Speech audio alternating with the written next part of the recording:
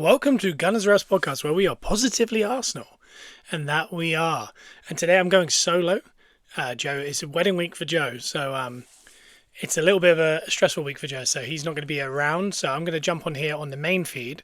I threw up an extra episode here on the main feed that was from the Patreon.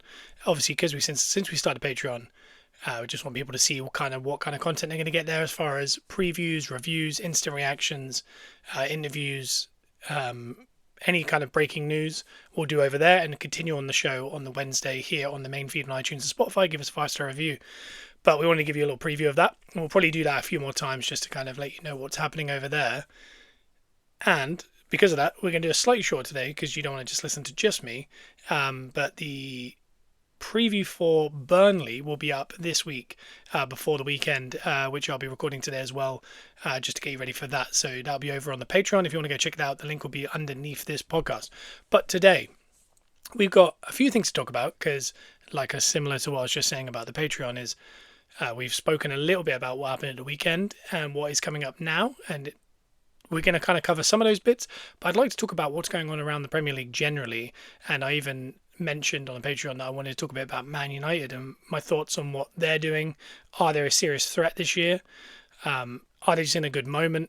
And all these things. And I've also had B Dunzo, who's been on here before, Bruno, talking. We've been having good chats about Man United recently as well, so I'll kind of let you know some of his thoughts because he's here for the wedding. So this past weekend, Crystal Palace, we talked about it as a must-win last week on the podcast, and we kind of mentioned, is it it's not really a must-win, but it is. It was kind of a signal because in the last couple of years, the games we lost were these were the ones we seemed to ruin our season on, as opposed to the huge games against Man City, Liverpool, Man United, and those guys. We tend to do okay with those, and then win one of them, let's say, go to home to Palace or Brentford or West Ham, and then drop points. And at the end of the year, that's the ones that naturally kind of cost us. So this one was big. Palace have been in a really good run of form, actually. They had 17 games undefeated in the Premier League over the end of last year into this year. Plus, they were unbeaten in all comps, I believe, up until about 2 weeks ago, maybe the week before the international, where they lost to Everton. Then international break, then they lost in Europe. They drew it home to Bournemouth, which again is a very tough game, but the goalless game with a nearly full strength side minus Wharton was a little bit more alarming, and then to come to the Emirates. So the game itself, I think we're all happy with the lineup, things like that. There was no real shocks. The only shock really was that we were told Gabriel wasn't going to be there. Then Gabriel was there, and then Saliba went off injured, which was really alarming for my fantasy team. But other than that, pretty happy with it. We mentioned on the podcast last week as well that Joe and I were going to be watching this in the Nando's. That did indeed happen. And it was slightly more stressful watching it in Nando's on a phone. And I actually missed the goal because I was getting a drink. But I could see Joe reacting over on the table. So I was hoping it was positive. It looked positive. And it was positive because Eza had scored against his former club.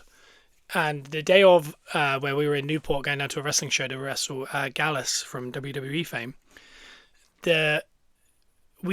we saw another player driving ahead of us that was Eza, and we were like, we need to bet responsibly but put money on that. And we didn't, but we should have, because he did go and score against his former club. It was like a karate kick, really nice kind of shot. Again, second ball or third ball from a set piece. I think it was second ball. So it counts as another set piece goal. It's similar to the Zubamendi goal earlier on in the season where it counts as a set piece goal, but is it truly a set piece goal? Because it's a karate kick from the edge of the box. It just happens to be shortly after a set piece. But really good goal. The game was a stalemate. It kind of, we had that Trossard chance around 30 minutes, then this. Then second half, we had the moment where Gabriel hit the crossbar. Rice has a really unbelievable save from Dean Henderson. Comes out. Potential handball, wasn't a handball. Trossard has a shot. Rice makes the tackle. It goes out to Saka out wide. He whips it in, just misses the far post. And that felt like the moment in which we were going to take that game to a 2-0. And it felt like the Atletico game where very stalemate. Then you get the goal. And then shortly after that, you kind of take the game away from the other team. 2-3 goals, which we did against Atletico. But in this chance, we didn't. And from that point onwards, I felt like we got deeper without really giving up any major chances. So we haven't faced a shot on target in October until this game. And the shot on target, I don't know if you've seen it online, is Eddie Nketiah trying to get his head to a cross, in which he does, and the ball kind of deviates maybe a centimetre, and Raya just kind of collects the cross, and that actually counted as the shot on target. And as the only shot on target, and we've only got one more game, which is tonight against Brighton. So one shot on target in a month is fairly impressive. I mean, to not concede in a month of football is fairly, I'd say that's up there with good stuff. To not concede a shot on target shows we're not even allowing chances, which is unbelievable at the moment. And it is going to turn, because there's no way in football you can stop that, because things happen. Deflected shots fall into path of people. Set pieces happen, clever set pieces particularly. Mistakes happen, human error. There's no way to actually truly become 100% perfect as far as defensively in football.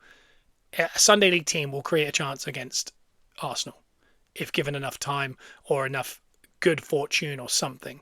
So it's not something that, we need to get hung up on. I mentioned on the Patreon as well, as if you remember the unbeaten season, we got so caught up on not losing, we became quite stale by the end, and it was tough, and we were drawing a lot of games. I think you don't want to get caught up on these conceding shots or conceding goals to a detriment of the offense, because if we're attacking less, they're going to be in the game more. We're probably actually going to end up conceding that way and end up kind of stifling our style. So we do need to kind of just not worry about it. If a goal goes in, it's not the end of the world. And that's why I think tonight against Brighton is actually an interesting game, which I'll talk to you about in a moment, because that is coming up tonight. But as far as the game, it's one of those that, similar to last week against Fulham, you watch it, you finish it, you can't figure out whether it was good or not, but either way, there's 3 points. You forget about it, you put it in the bin, you walk on, and you never think about or talk about it again. And I think that's this game. Coming the end of the season, it's so important. If we'd drawn or lost that one, we remember this game for a very long time, even though it felt so insignificant to an extent at the time. Like, you could have lost that, and we were going to go, yeah, Palace are good. We've started well. Everyone else is dropping points. But come May, we might be going, if only we'd beaten Palace that day, or got a draw. So it's really important just to get that over the line. 1-0. It's not that, it's not a bad result. I saw people kind of going, I don't know, we're not as good as we think we are and all this. And yeah, it very could be true. But no team is going to win every game in a season and win them all 3 or 4-0 or 3-1 or 4-1. Sometimes you're going to win 1-0. And we've won 1-0 back-to-back, I believe. I guess, was the Fulham game 1-0? Or was that 2-0? Fulham was 1-0. Yeah. But back-to-back 1-0, sometimes you've got to do that, because in between those two games was a 4-0 against Atletico Madrid. And I kind of... The team this is closest to is that Chelsea team that conceded a record little amount of 40, I think it was 14 or 15 goals. They won a lot of games, 1-0, 2-0. And they also won a lot 5-0. But those were in between a lot of tight games in which they were just very hard to break down. And they got a goal and then decided that's game over, And that could be us this season. I don't know. It's such a hard one, because we played, I think it's 3 Champions League games. We've played 9 in the league, 1 Carabao, and we've lost 1. We've conceded 3 goals in those 13 games, I want to say. 13? Yeah. It's very impressive, but if we want to go the distance in all these cups, we have to play 60 games. This is a 6th, maybe a 5th at a push, depending on how far you go in some of them. You've got to do this 4 more times. It's tough to maintain. So it's going to be tough. But either way, that result, I can't stress how important it was and how good a result it is. It might not have been the easiest watch, but not everything can be the best watch. And if you watch back, there's 2 ways of doing this. You do seasons where people win the league like this, and City have done this in the past, where they win games 2-0, and the games are the worst games you've ever seen. But there's games in which they look unbelievable, but they win the league. And there's teams like Liverpool or United back in the day who play unbelievably fun attacking football, but they also concede goals, and they win 4-3 a lot. And your nerves are on an absolute knife edge every single week, because you got to get these late goals as an emotional endings. And again, we've had that this year at Newcastle. It was an emotional kind of a game and to get through, and a late one. The Martinelli goal against City at home was an emotional goal. So these goals are going to happen. You cannot be 100% solid. It doesn't work. But shout out to a few things actually from this game. Hekapi got his first Premier League minutes. He does look like a really aggressive player. I do like the look of him. Mosquera again stepping in for a top defender. And I mean, to have a player that's 13 million, 21, and be put into a team that knows full well the two centre backs ahead of him and maybe the best pairing in world football currently, maybe two of the best centre backs in the world currently, and he's gone, yeah, I'll still get my minutes, and he's confident, and he's actually getting minutes. And that's the thing, that's the biggest tell, is if the manager trusts him to actually give him minutes, because we have so many centre backs playing, fullback. If Arteta was really not sure on him, he can move Calafiori inside when Saliba goes off, or Timber, or bring Ben White on centre back. There's so many options. Rice can play centre back. There's so many ways he could do this that don't mean you just bring on the 21-year-old. And he's not scared. He brought him on at 5 minutes into a Liverpool game at Anfield. He's done it before. Lewis Skelly getting minutes again is really good, and he actually got minutes in midfield, which again I think as an Arsenal fan we all want to desperately see that. I think he could be such an unbelievable left eight, or maybe we're not giving enough credit. Maybe a Zubamendi type 6. Maybe when you look in the next few years, Norgard's not going to be there a long time. I don't think he fully trusts Norgard. I think if Zubamendi was injured and Rice couldn't play 6, because I think that's his natural thing, is if Zubamendi's not fit, Rice has to play there. And if he's not there, Norgard would have to play there. But Norgard's third down there. I don't think he fully trusts him unless there's 10 minutes to go and he just wants to shut up shop. I think Lewis Skelly might be the guy who goes, you know what, let's try him at 6. And the only thing I'd say with him is his passing range is great. His dribbling's unbelievable. His strength's great. His positional sense, he's played 6 pretty much the whole time he's been left back because of the way he inverts. I don't see how it wouldn't be right. The only thing he does do is he's guaranteed to scare you at one point, where he'll be overly confident in a situation where it's maybe 2-on-2 or something, and he will lose the ball, and then he will either get himself sent off or there'll be a goal. And even when he came on the other day, I was sitting there watching him with Joe, and I said, the way they were attacking near the end, like 3-on-3 every now and then, and Lewis Skelly was on, I said, he's going to try and body this guy. And on one of the occasions, they will nip in and take it. And this could be the chance. And as I said it, nipped in, took it. And at the end of it, I think it ended up kind of getting snuffed out by the centre-backs. But it still was a nervy moment. I thought, as a 6, you don't want to do that too often. But he's so young, and he could really be the future of that 6 role, even for England, as opposed to the fullback. Because I think he's a much better midfielder than he is a fullback, because he spends most of the time as a fullback in the side. So really good to see that. I think Nwaneri, we really need to see more minutes on Nwaneri. Maybe that's tonight. Saka was unwell, which explained kind of his performance wasn't the best. Calafiori and Rice went off with knocks. So tonight could be ringing the changes. I think he's already said Saliba won't be fit for tonight. So with that said, I think I'll move into a little bit tonight. On the Patreon, we did kind of cover in way more depth this Palace game and a preview of Brighton. Since then, we've seen the press conference. We are hours away from kickoff, maybe 7 hours from kickoff. So this is fresher now. We'll preview slightly the weekend, but there's not much to talk about. And again, if you do want to have a heavier preview, that'll be over on the Patreon, where you're getting maybe these episodes ad free, and you're going to be getting 3 or 4 extras per week in, like I said, reviews, previews, and all those kind of things. So keep an eye out for that if you do want to do that. And obviously every little helps if you want to jump on that Patreon. Plus there'll be giveaways for graded Arsenal cards every single month for our patrons. The next step was, tonight, Brighton. The very unlikable manager of him that I don't want to guess. I go to say his name and I always think it's Hansi Flick, and it's not. I obviously know that. But it's like, oh my God, I'm going to butcher this. I'm not going to try it. The Brighton manager has become a bit of a villain to Arsenal fans, I feel, because of last year and the red card with Rice, and his reaction to it was, it was a clear red, and I don't know, he's a bit unlikable in interviews, but he's a very good manager, and the team are very good. I think they're taking this dead serious, this Carabao Cup. I don't know why they wouldn't. For me, this could be a danger fixture, because they could go in here maybe at 95% of squad.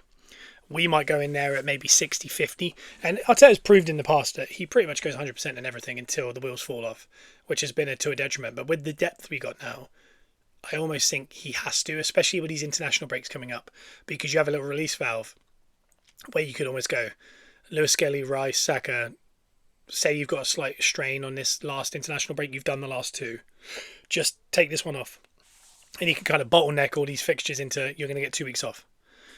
So I think he might go hell for leather in this early period, because what I was going to say was, with the change in 60% to a 95% of teams, there's a chance you could lose this, and there could be, even though it won't necessarily mean too much for the end of the season.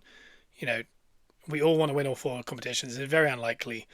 It's a good opportunity to win a trophy, by the way. That if we don't end up winning anything else, if we do take away a Carabao Cup, it's just something to add to the trophy cabinet. We haven't won this trophy in a very, very long time. It's the one that's eluded us. And we've got the PTSD from Birmingham and Chesney, and I think it was Koscielny mix-up. I was working at Holiday Inn, and that was a horrible morning to wake up and to watch. I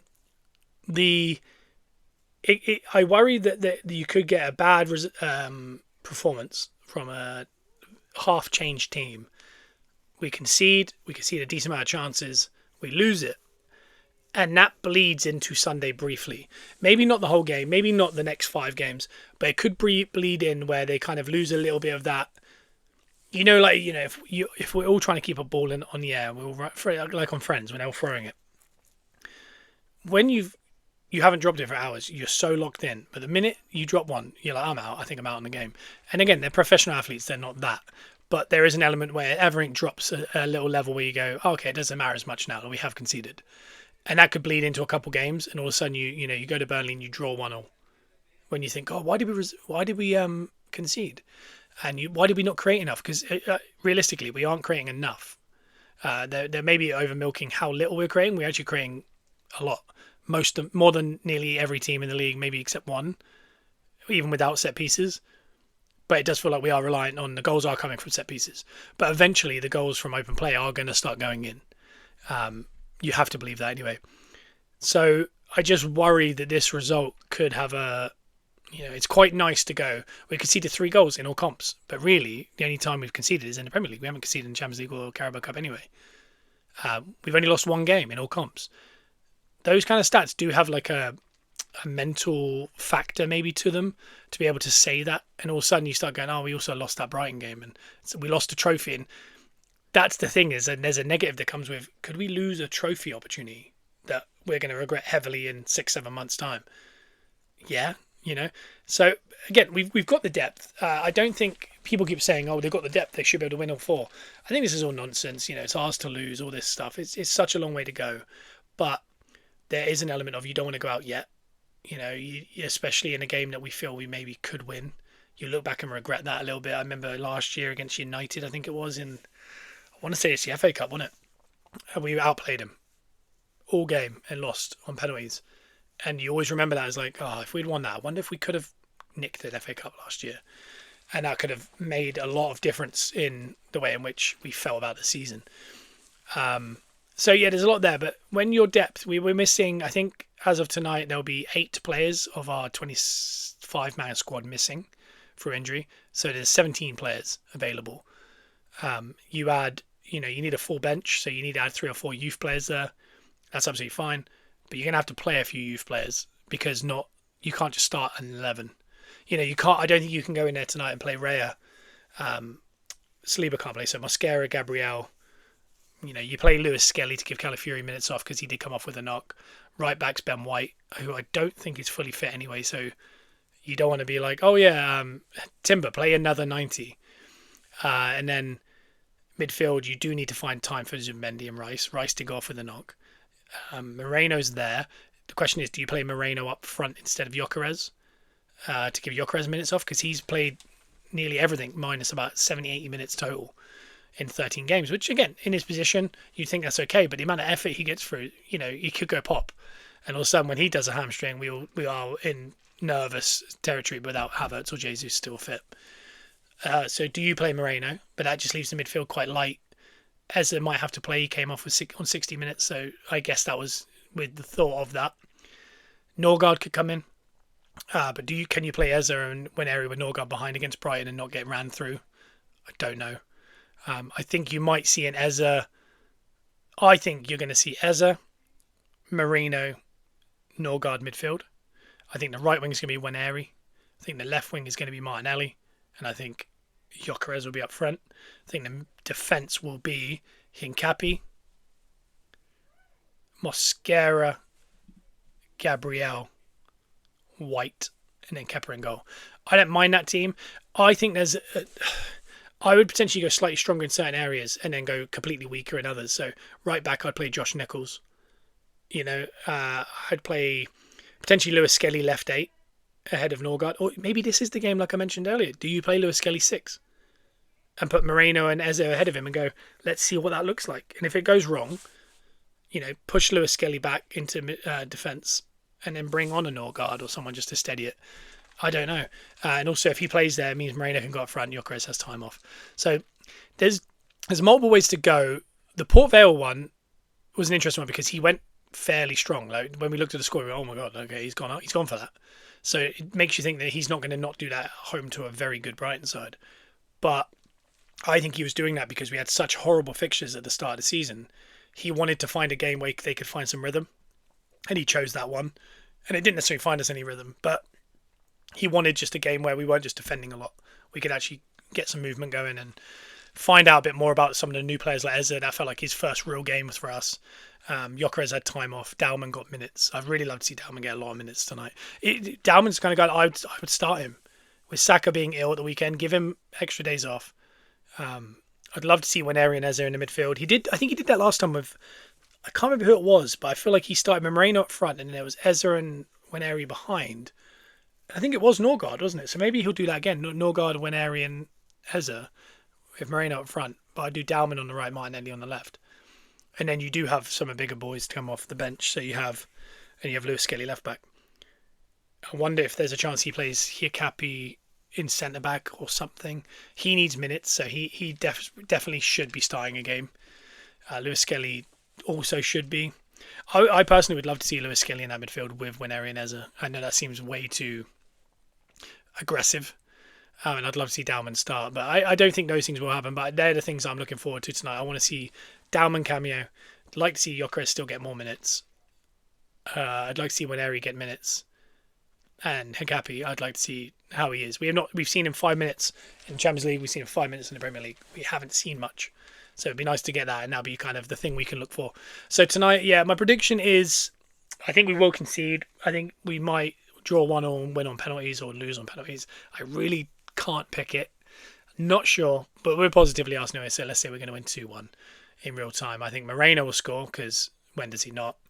And I think maybe another set piece. Maybe Hincapi on his first start gets a header from a good set piece. But without Saka and Rice on, I don't know where our set pieces stand. Either way, it's going to be a good one. I look forward to that. And then at the weekend, we have Burnley. Burnley away, coming off a win at Wolves. This is not a bad team. They hunt in packs. They're really good. I do think they'll give us a bit of respect and sit back, which is beneficial as long as people like Eze, Saka, Gyökeres, Trossard, Zubimendi, Rice. If these guys are all fit, we should be able to find a result as we did at Fulham. I think Fulham are a better side than Burnley. We should be able to have the ball, should be able to create, and we should be able to score. I hope. But we will do a full deep preview on Burnley over on the Patreon. So if you do want to get that preview, that'll be up tomorrow. Go to the Patreon. The link is below us. I think it's like £7 a month, I want to say. If you want to do the heavier one, the slightly more, it's because you'll be in a raffle. And we've got hardly any patrons at the minute. So if you wanted to jump in, feel free. Jump into that higher bracket. And you might be in a one-of-one situation where you're guaranteed to win a graded Arsenal card. That'll be worth more than what the month of Patreon is. So if you're listening to that and you hear that, that might be an opportunity. Go do that and you almost guarantee yourself a graded card and investment for more than the money you're paying per month. So that'll be on the higher tier. The lower tier is the one in which you just get multiple episodes and ad-free versions of the episodes that fall here on the iTunes and the Spotify. Anyway, so I wanted to kind of chat a little bit about the rest of the league as well. I made a prediction at the start of the season. I thought Man United were good. Top 6 good. Potentially top 5 good.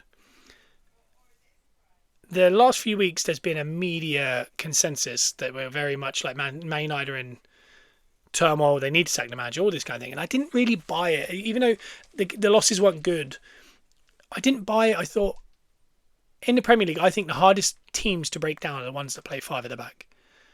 The firepower they brought in, we're talking over £200 million worth of firepower. £250 million in just 3 players. They're very good players. They're so much better than they were last year when, I was talking to Bruno earlier, and, Rashford, Anthony, Højlund. Last year we heard all that kind of stuff and we went, Garnacho, Xerxes. As a fan of other teams, none of those players worry me. Cunha worries me. And Mbeumo worries me. Sesko worries me. Mount doesn't worry me, but I think he's just an interesting, different style player that can play in those kind of positions. Ahmad, if they move him up the field, if they need it, he's a good player. So sometimes I personally think defensively they are awful. I think they're not good. I think their midfielder can be ran through. But the shape make it very tough because 90% of the league playing a 4-3-3. It's very hard to break down a 5. It's essentially a 5-2-2-1, I want to say. Yeah, essentially.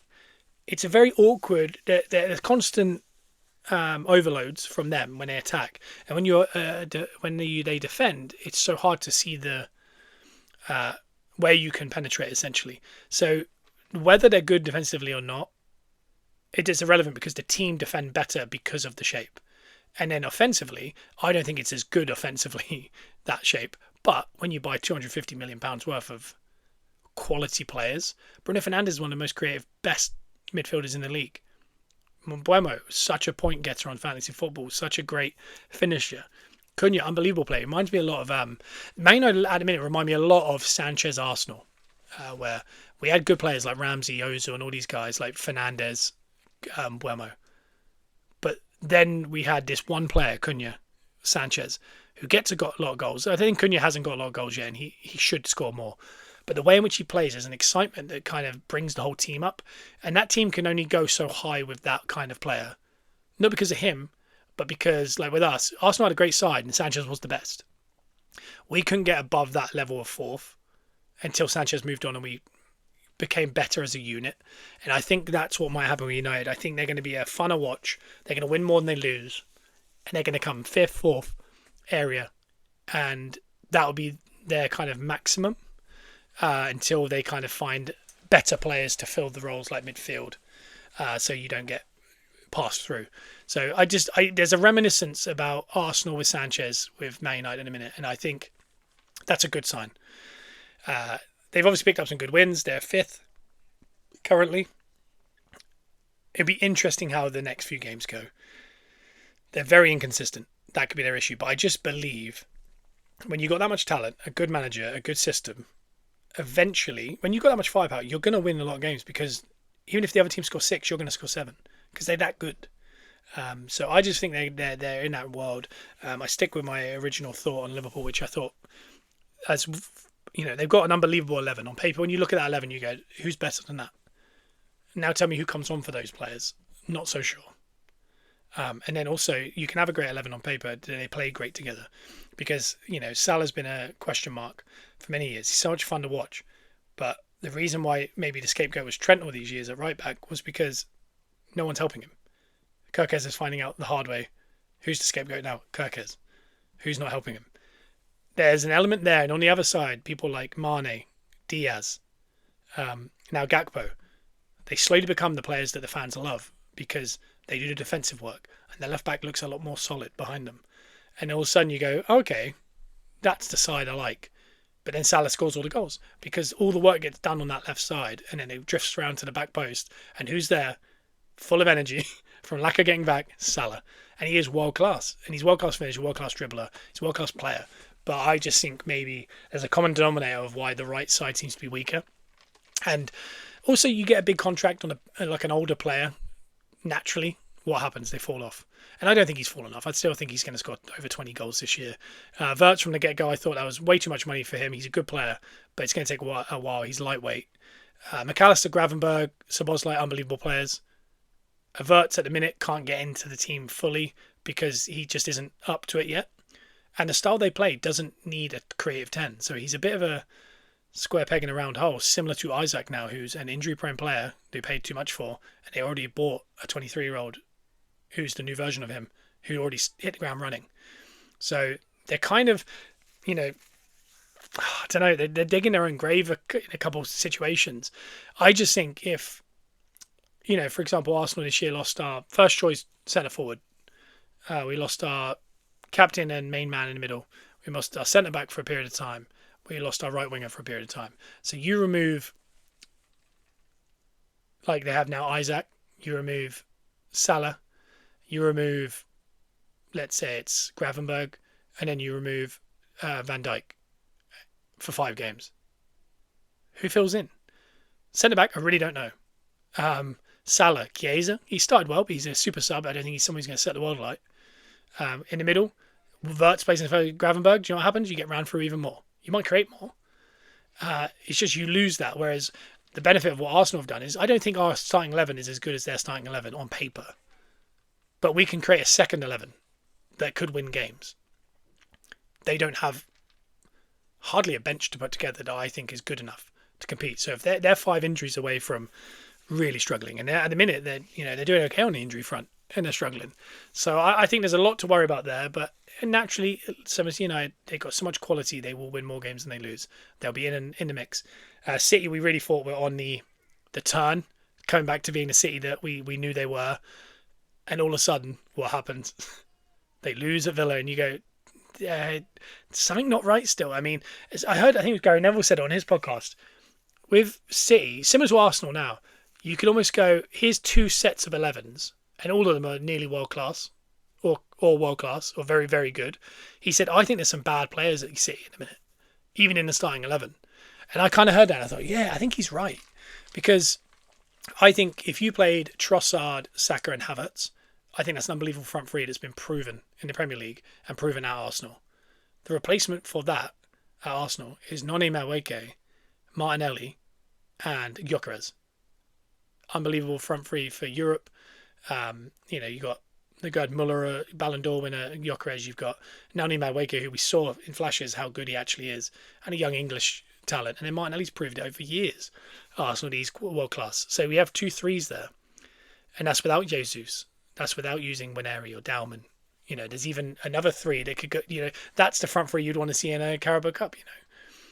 That's real quality and depth. And even in the midfield, we've got Zubimendi, Rice, and Eze, let's say.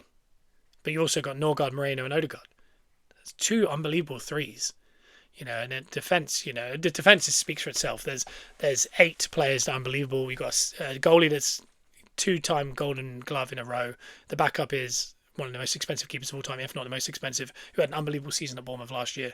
That is genuine depth that you can switch out 5 players and mix and match, and you go, it's kept its quality. And I don't know if any other team in the league can do that in a minute.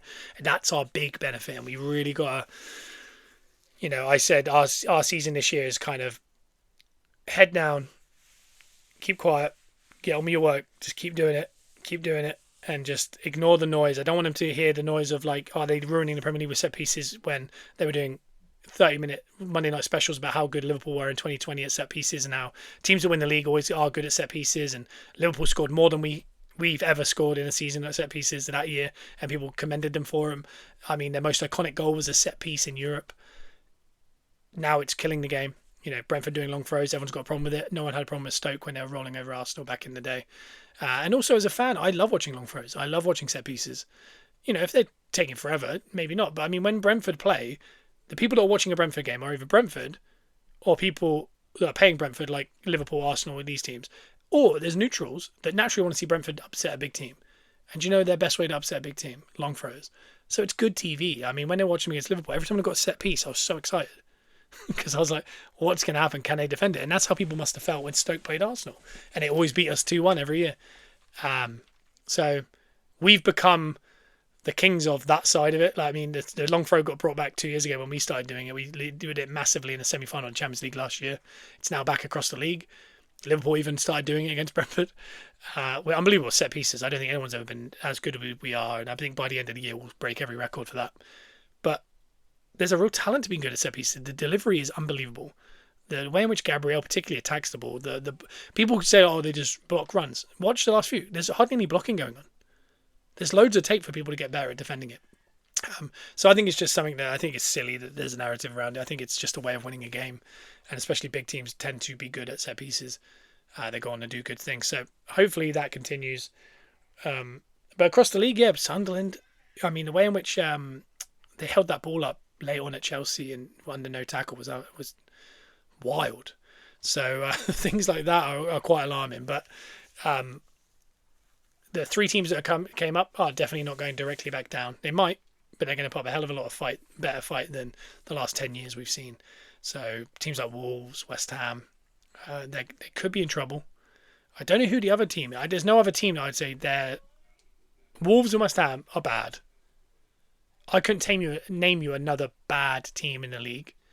And that's why also winning this year is going to be tough, because getting 3 points any week, Chelsea at home to Sunderland, that's a given every other year for a big team. Or a top 6 team, I shouldn't say big team. Both have the same amount of league titles, obviously. But, when Arsenal go, home to Leeds, we go, yeah, that's the 5-0. And it was 5-0. But we can't rest on our laurels, because that isn't an easy just 5-0. Because no one else is beating them 5-0. And then people like Sunderland at home, you go, yeah, that's the one where we roll them over. Nope. No team's going to roll over Sunderland this year. Well, maybe they will, but you got to take your points when you get them and not be like, oh, yeah, that's a given. No, everyone wins that one. I don't think there's one game this season that anyone can walk into and go, yep, that's a game. That's a game we can win. And this is the first time in a long time, so it's going to be a real tough one. I don't think whoever wins the league is going to need more than 82, 84 points. It's going to be a lower tally to win it. But it's going to be exciting. Although people will lead you to believe it's getting worse and more boring because of the set pieces. But don't believe it. Enjoy the game tonight, home to Brighton. Hopefully we can go through. Hopefully we can see some minutes in some people that we want to see. And we'll be back next Wednesday on iTunes and Spotify. But before then, we will be over on the Patreon with a preview for Burnley this weekend, and also the preview for, I think it is, I want to say Slavia Praha for the Champions League before next week's episode. So you got loads of stuff on the Patreon coming up this week, and like I said, if you go that top tier, you might actually have a 1-on-1 chance at winning a top graded Arsenal card. So yeah, check out Peppercorn Sports Cards, check out Peppercorn Podcast, check out TBA Wrestling on SeatGeek as your promo code, $20 off. I didn't run the ad at the start of this as a little added bonus in this, as we start the Patreon. But yeah, so please go over there and check that out, and we'll be back next week. Bye bye.